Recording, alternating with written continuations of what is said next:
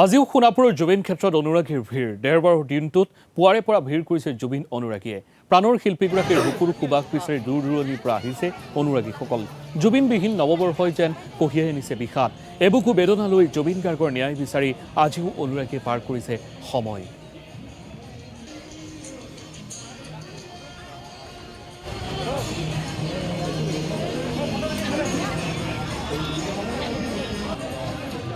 আচলতে আমি কটন কলেজৰ 2001 বেটছৰ হয় আমি গোটেইকেইজন আৰু আমি গোটেই বেটছটো আহিব নোৱাৰিলে কিন্তু আমাৰ 25 বছৰ কটনলৈ যোৱা আমাৰ 25 বছৰ হ'ল আৰু এটা বেলেগ আৱেগ অনুভূতি আছে এইকাৰণে 2001 চনত জুবিন দাই আমাৰ যেতিয়া চেণ্টেনাৰী চেলিব্ৰেশ্যন হৈছিল তেতিয়া আমাৰ লগত গান গাইছিল ষ্টেজত আমি কিমান গান গাইছিলোঁ গোটেই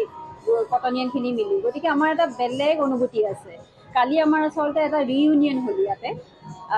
25 বছৰৰ কাৰণে আৰু সেই আমি গোটেই বেটছটো আমি ডিচাইড কৰিলোঁ যে আমি যিহেতু চবকে এটা এটা কটনৰ নামত হুডি দিছোঁ গতিকে জুবিনৰ নামতো আমি এটা হুডি লৈ আহিছোঁ গোটেই বেটছটোৰ ফালৰ পৰা আমি এতিয়া তাত দি আহিলোঁ হুডি এটা আৰু আমাৰ বেটছৰ লগো থকা এটা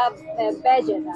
গতিকে কাৰণ জুবিনৰ প্ৰতি সেই আৱেগ অনুভূতিটো ইমানকৈ আছে গতিকে তেওঁকতো পাহৰিব নোৱাৰোঁ ইনফেক্ট কালি আমাৰ যিটো কালচাৰেল নাইট বুলি আছিলে আমি গোটেইখিনি অকল জুবিনদাৰ গানেই গাই পেলাই সেইখিনি সময় কটালোঁ